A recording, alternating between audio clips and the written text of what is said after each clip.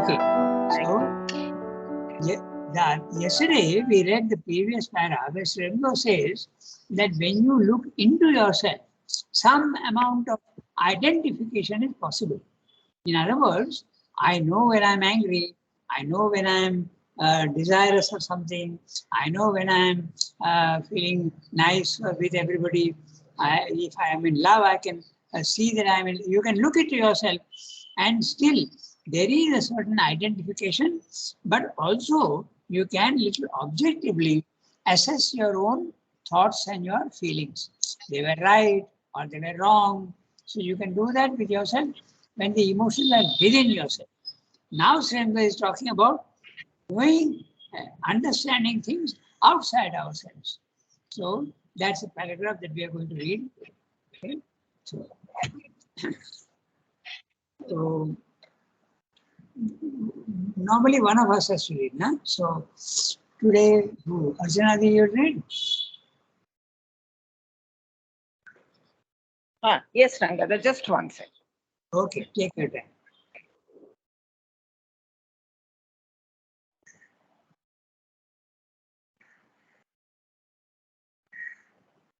Please, Rangada, which beginning of the paragraph? Yeah, the beginning of the paragraph is in the cognition of external things, page 547. 47. I thought we have read because I had to leave early yesterday, 10 minutes early. Okay. In the cognition of external things, our knowledge has an entirely separative basis. Its whole machinery and process are of the nature of an indirect perception. We do not identify ourselves with external objects, not even with other men, though they are beings of our own nature. We cannot enter into their existence as if it were our own. We cannot know them and their movements with the directness, immediateness, intimacy with which we know, even though incompletely, ourselves and our movements. But not only identification lacks, direct contact also is absent. There is no direct touch between our consciousness and their consciousness, our substance and their substance, our self of being and their self being. The only seemingly direct contact with them or direct evidence we have of them is through the senses. Sight, hearing, touch seem to initiate some kind of a direct intimacy with the object of knowledge. But this is not so really, not a real directness, a real intimacy. For what we get by our sense is not the inner or intimate touch of the thing itself, but an image of it or a vibration or nerve message in ourselves through which we have to learn to know it. These means are so ineffective, so exiguous in their poverty, that if that were the whole machinery, we could know little or nothing or only achieve a great blur of confusion. But there intervenes a sense mind intuition which seizes the suggestion of the image or vibration and equates it with the object, a vital intuition which seizes the energy or figure of power of the object through another kind of vibration created by the sense contact and an intuition of the perceptive mind, which at once forms a right idea of the object from all this evidence. Whatever is deficient in the interpretation of the image, thus constructed, is filled up by the intervention of the reason or the total understanding intelligence. If the first composite intuition were the result of a direct contact, or if it summarized the action of a total intuitive mentality master of its perceptions, there would be no need for the intervention of the reason except as a discoverer or organizer of knowledge, not conveyed by the sense and its suggestions. It is, on the contrary, an intuition working on an image, a sense document, an indirect evidence, not working upon a direct contact of consciousness with the object. But since the image or vibration is a defective and summary documentation, and the intuition itself limited and communicated through an obscure medium, acting in a blind light, the accuracy of our intuitional interpretative construction of the object is open to question or at least likely to be incomplete. Man has had a purpose to develop his reason in order to make up for the deficiencies of his sense instrumentation, the fallibility of his physical mind's perceptions, and the paucity of its interpretation of its data. Yeah. Yeah, now I remember we read this yesterday, but we have, Yes, Rangada, that is exactly what I was thinking. yeah, Because we when read, I was reading, I had read it. and also I had given you the We have, summary, and I told you yes, yes, we would go detail. Yeah, because we have to go into detail. That's yes, yes, we will do yes. that. So it's very interesting what he's saying. And normally we don't think of it that way. What Srimali is saying makes you really stand up and understand the things. Senses are not enough because he'll discuss that. So when he is talking about the understanding of your own emotions, when you look into yourself, identification is possible. Okay? I know that I am angry. Anger is me. So I am feeling happy. Happiness is me. So there is an identification. But that identification is not total. Okay? Because you can sometimes look at your own anger and judge it. So that means you're not fully identified. So both the things are possible when you are looking into yourself. But when you are looking outside yourself in the physical world, then you know nothing at all. Only the senses are giving you an image in the mind. This we have discussed many times before, but I repeat because it's a very, very important thing to understand. We can know nothing of the world except with our senses. If the senses are not there, the world doesn't exist for me at all. This is something that we have to understand. And if the senses are there, what are the senses doing? The eye is taking the visual vibration and it is entering my retina and throwing an image on the retina. And that retina is only an image. That's all. It could even be an abstract image. And that image is conveyed to the brain with nerves. It goes and the nerves take it to the brain. And the brain is interpreting. If the brain is not there, you only a jumble of images will be there. Visual images, auditory images, nasal, okay, what is that? Olfactory images, gustatory images, and tactile images. All these will be only images without interpretation. But the mind is there which is interpreting and tell you what you are seeing. A newborn baby, as we discussed yesterday, he sees his mother, understands nothing. He is hearing the words, he understands nothing. So slowly, the brain as it gets programmed to interpret these things, he comes to know, oh, this image of who I'm seeing is my mother. So the interpretation comes. But if that interpretation sometimes doesn't come, that's interesting. Because I remember one case where a young she was a British girl. I read about this. She had the experience of the self. And in the experience of the self, what happens? The brain goes silent. In other words, the brain is not functioning. So the interpretation is not there. So this is why the world becomes a vague collection of only images. This is what happens in the silent mind. Okay, so this experience of this girl was very interesting.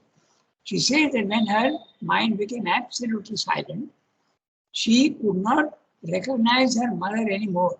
She could only see the image of her mother, but she was not her mother anymore. She was not a mother. But the previous memory was there, and that made her realize, oh, this was my mother. But at present, when I'm looking at her, you don't get the impression that it's a mother. So this is what we are discussing, and I am giving you only some very interesting data for you to understand this. So the world is, for us, the world is nothing but images in the mind. This is the interesting thing. We don't see the world. We see only the images in our mind. Okay? It's fantastic. We don't think of it that way. But then the interpretation takes place because the reason is there and the mind is there.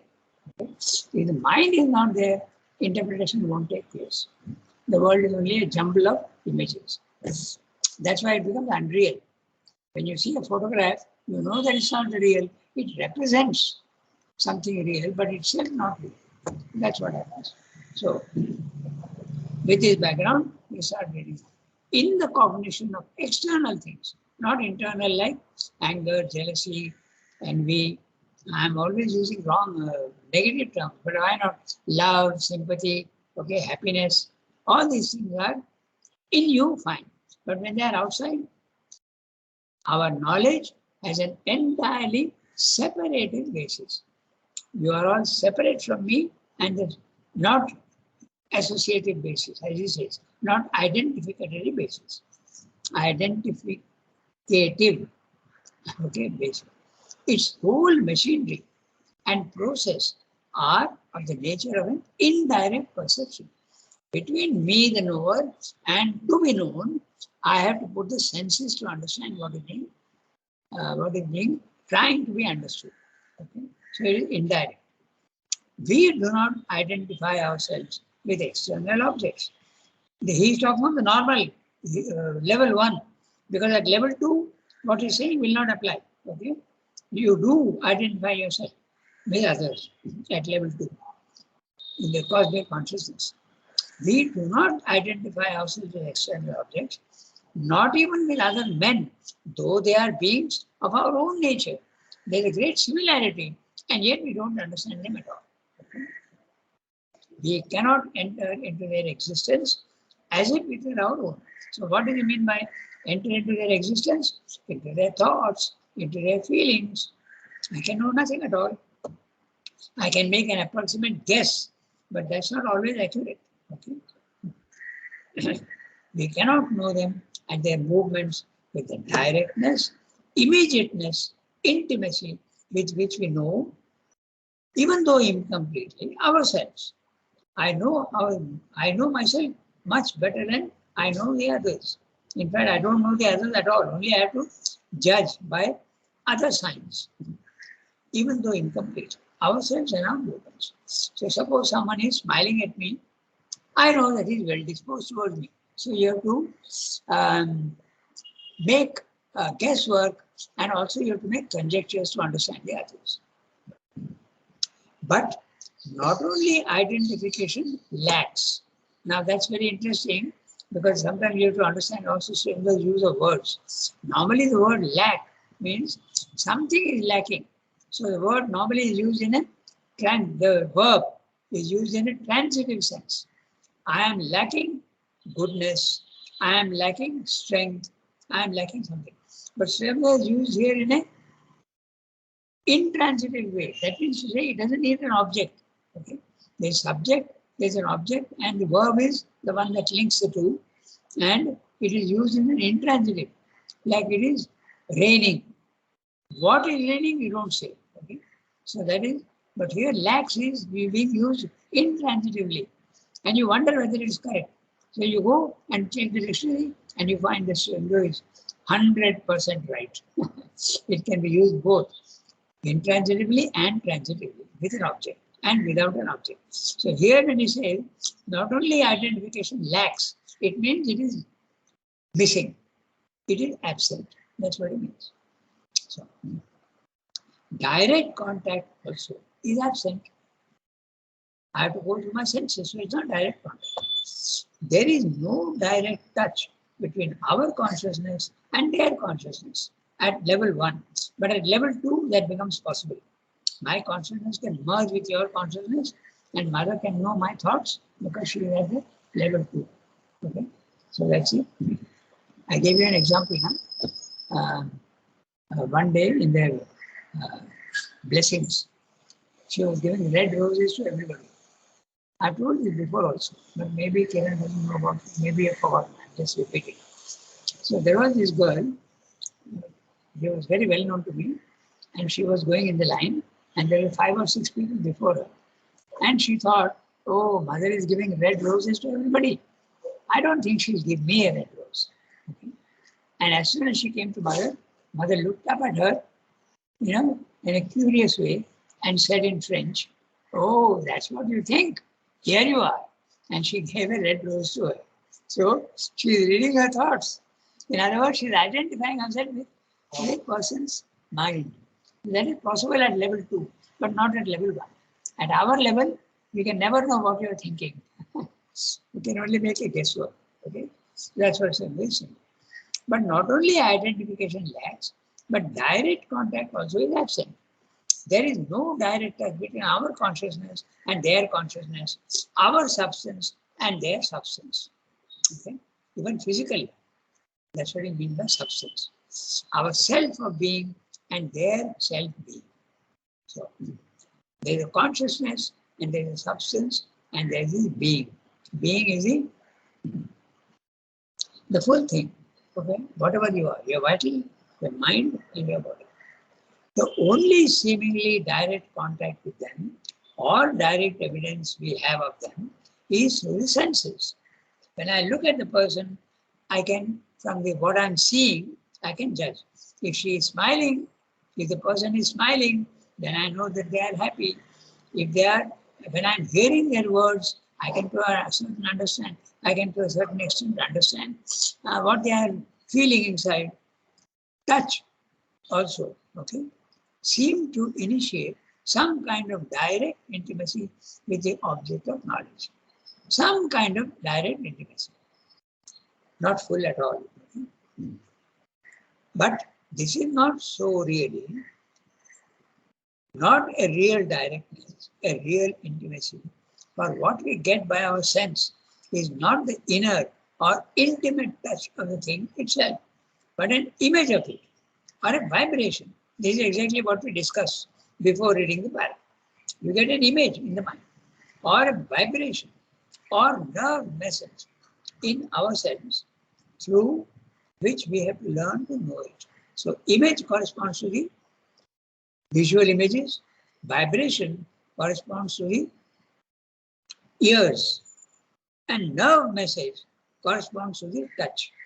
Okay, and also maybe the taste and the smell. So in ourselves, through which we have to learn to know it. That's why Swami is listing all, and we have to understand exactly what he's saying. Image is very clear. The image on the retina, the vibration, sound is all vibration, therefore is the ears. And the nerve message, it can be from skin, it can be from nose, and it can also be from tongue. Okay? We have to learn to know it. These means are so ineffective, so exiguous. What does the word exiguous mean? It means extremely scanty, extremely rare, extremely missing. Okay? Very, very less. That's what it means, exiguous. So exiguous in that poverty that if that were the whole machinery, we could know little or nothing, or only achieve a great blur of confusion. And this blur of confusion comes when the mind is not working. Okay? When it becomes silent. That's why the world becomes unreal. But there intervenes a sense-mind intuition. So there you are. The sense-mind is a manas. And the manas is that part of the mind. The Swami also calls it the physical mind. Okay? The material mind and the physical mind. So next time we are seeing, don't get confused. The sense mind, material mind, and physical mind is the same. And what is that? Its function is to interpret your images and vibrations and nerve messages. That's what it's doing. Reason is different, vital mind is different, but there is a sense mind. It's one of the lowest parts of the mind. Okay? A sense mind intuition which seizes the suggestion of the image or vibration and equates it with the object. In other words, I am seeing an image of a tree in my head, and I say that, oh, earlier also I have seen this image and I was told that it's a tree. So now I recognize the tree. So it is, look at the sentence. Okay? If that was the whole machinery, we could know nothing or little or only achieve a great blur of confusion. Now, but there intervenes a sense mind intuition which seizes the suggestion of the image or vibration and equates it with the object. Equates it with the object. Okay? It's very interesting what he's saying. Just think about it. Suppose I'm tasting, there is a difference between sour, sweet, okay, and bitter. So, if the mind is not working, okay, you will not be able to distinguish between these tastes. But the mind is there and tells you, oh, this is sweet, oh, this is sour, oh, this is bitter. That's exactly what I'm saying. The sense mind is so important then. Okay?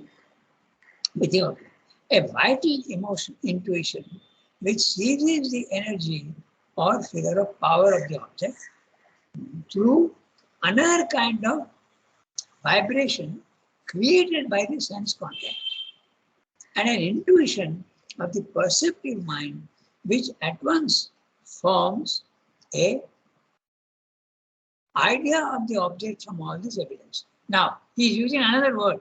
He is using the perceptive mind. So, perceptive mind, which part is perceiving? The senses. So, therefore, it's again the same thing. He is also giving you extra information. Instead of repeating sense mind, he's saying perceptive mind, because that's the one that perceives things. Your senses are perceiving. Without senses, there will be no perception. So when he uses the word perceptive mind, he is meaning the sense mind, okay? Physical mind, material mind, which at once forms a right idea of the object from all this evidence. Because in the past it has been told to you that is, so you recognize it. Whatever is deficient in the interpretation of the image thus constructed is filled up by the intervention of the reason or the total understanding intelligence. So sense mind has got a function, but now the reason also comes in. Okay? So all this machinery is there for you to understand the world. Just imagine how complex it is. So if your mind is not there, the world won't even exist for you. Okay? So, or the total understanding intelligence. If the first composite intuition were the result of a direct contact, or if it summarized the action of a total intuitive mentality, master of its perceptions, there would be no need for the intervention of the reason, except as a discoverer or organizer of knowledge, not conveyed by the sense and its suggestions.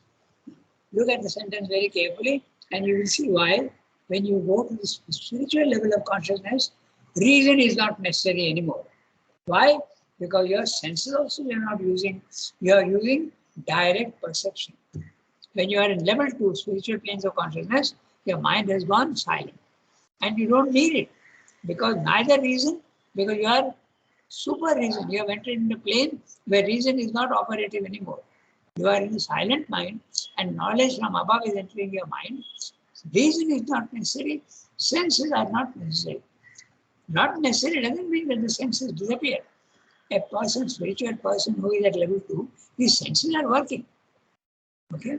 And he may make use of them, but they are not indispensable. For us at level 1, it is indispensable. But for a spiritual man at level 2, the senses are not indispensable. That's what he said. Reason was not necessary, and he is gone beyond the reason. So, see how it is, the whole thing is gelling. Huh? So, if the first composite intuition, first he is using the word composite, why? Because he is talking of sense mind as well as total understanding. So, everything comes in. If this was by the result of a direct contact, that means my mind is reading your mind, okay? I'm identified with your consciousness, so that's what it means. Or if it summarized the action of a total intuitive mentality, which is master of its perceptions. My mind is now doesn't need senses and sense mind. It is master of its perceptions. The images that are coming to me, I understand them fully. There will be no need for the intervention of the reason, except as a discoverer or organizer of knowledge, not conveyed by the sense and its suggestions. This is very interesting what he's saying. In other words, reason is necessary even at the spiritual level as a discoverer or organizer of knowledge. Knowledge is coming into you, but the reason has now become super reason and is discovering and organizing your knowledge.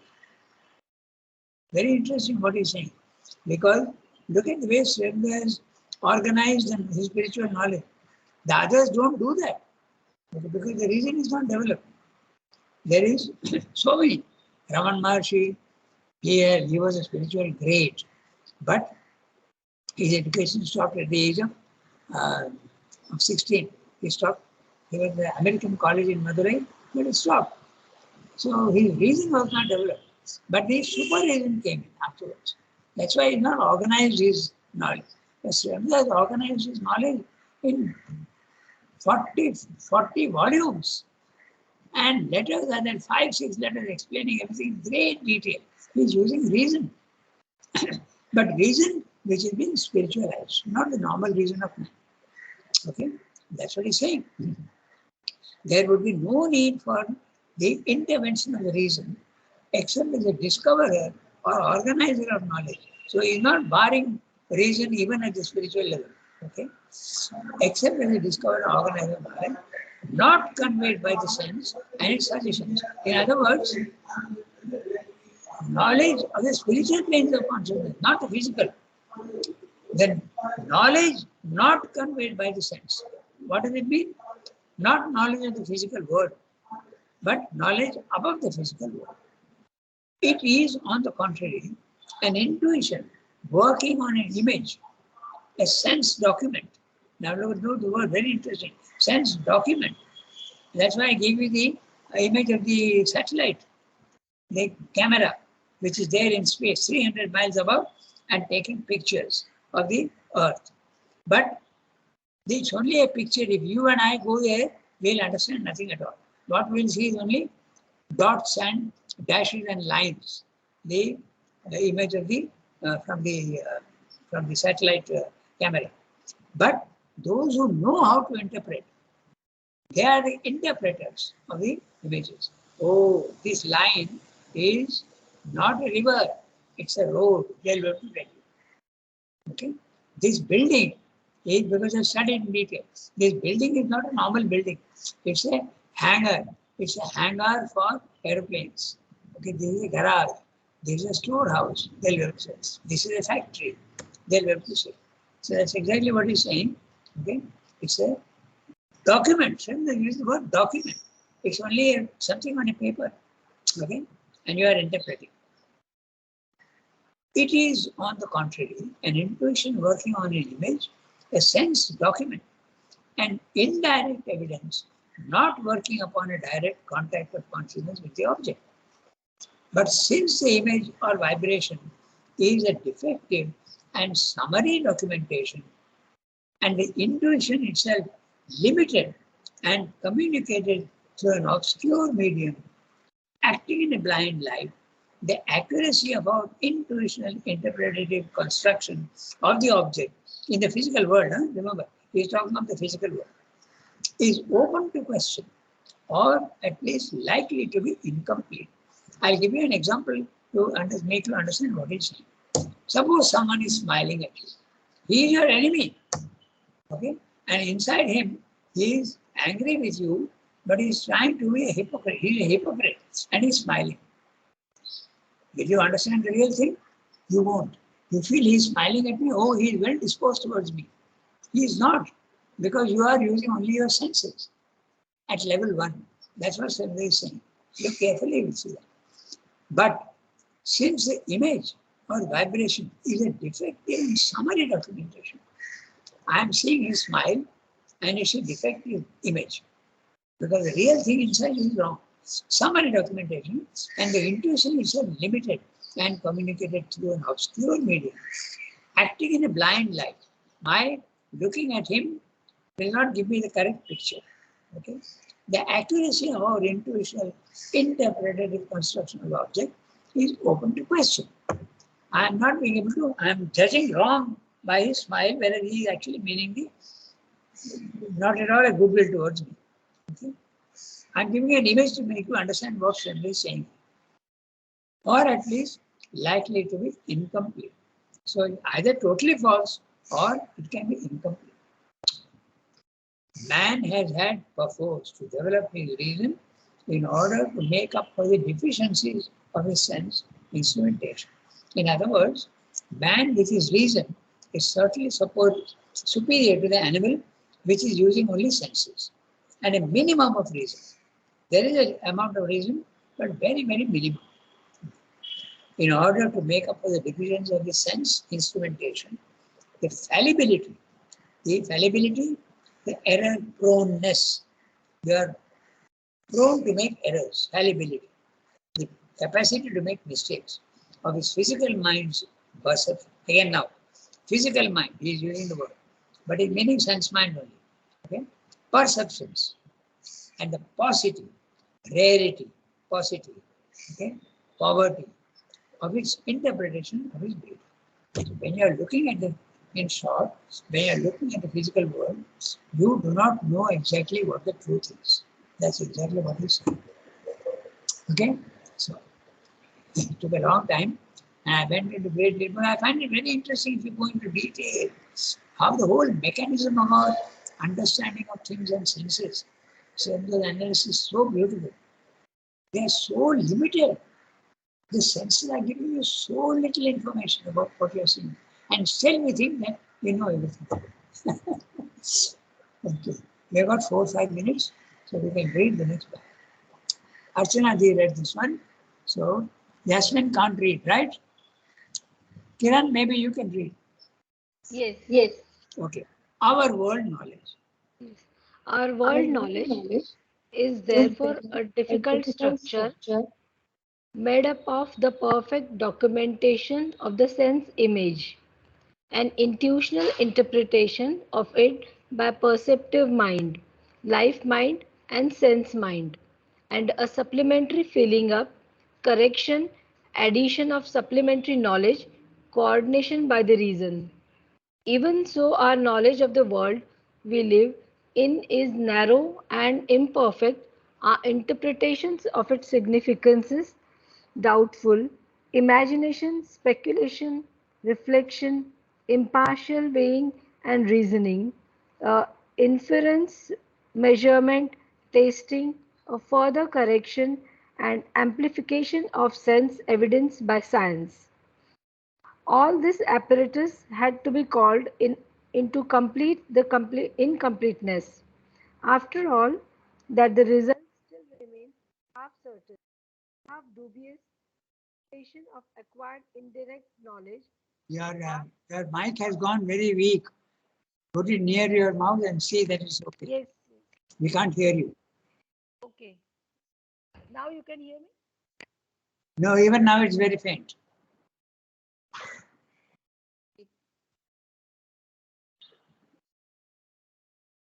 Okay. I think she's having trouble.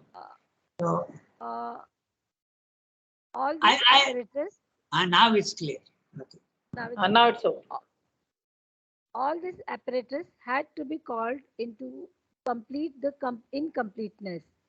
After all, that the result still remains a half certain, half dubious accumulation of acquired indirect knowledge, a mass of significant images and ideative representations, abstract thought counters, hypotheses, theories, generalizations, but also with all that a mass of doubts and a never ending debate and inquiry. Power has come with knowledge, but our imperfection of knowledge leaves us without any idea of the true use of the power, even of the aim towards which our utilization of knowledge and power should be turned and made effective. This is worsened by the imperfection of our self knowledge, which, such as it is, meagre and pitifully insufficient is of our surface only, of our apparent phenomenal self and nature, and not of our true self and the true meaning of our existence. Self knowledge and self mastery are wanting in the user, wisdom and right will in his use of world power and world knowledge. Yeah. Okay. So quite a big para, but it has to be read in the correct way. And we don't have time today, it's 8:35. So I'll just do one thing. I'll read out the summary and we'll do that next time. Even reading out the summary makes no sense because after 1 week, we would have forgotten what we had said. Anyway, we'll do that because we've got 5 minutes. I'll try to get that. Let me see if I can get it. Okay, I'm not. Okay, I think, yeah, I can get it. I think. Just 1 second.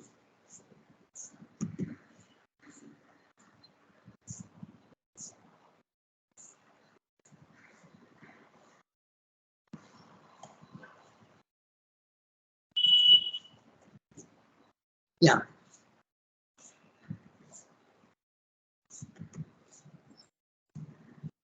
Yes, I've got it. So I'm ready. Our knowledge of the world is therefore incomplete because it is based on sense images in manas, interpreted by mind, vital mind, and physical mind, and corrected and supplemented by reason. Even then, world knowledge is scanty and doubtful. To correct this shortcoming, science brings in imagination, speculation, reflection, weighing and measurement, testing, continuous upgrading through supply of new data. Even then, world knowledge remains unsure, doubtful. Debate and inquiry and experimentation have to be kept up endlessly. Man has acquired power through his half knowledge. But since true knowledge is missing, man does not know the true use of power, nor the aim towards which he should move. The ignorance of our psychological inner state renders further our incapacity even greater. Okay? We know not our true self, nor the truth of the universe, nor our aim and goal. Right will and wisdom are woefully absent. That's what he said. Okay, so we'll take it up next time and see again the use of words. Okay? That when we do the use of words, then we understand how to read Srimati. Okay? The use of words is very. Whenever if I read a new philosophy book, I don't know the words how he is using the words. For instance, ego. Srimati used the word ego in a particular sense. But when Sigmund Freud is using ego, he means totally something else. So we must read little more and understand. And that's why I'm laying so much stress on the words that Srimati uses. Okay. So, anyway, Baruar everybody. Have a nice day. Thank you, Rangada. Thank you, Okay. Rangada. Baruar everybody.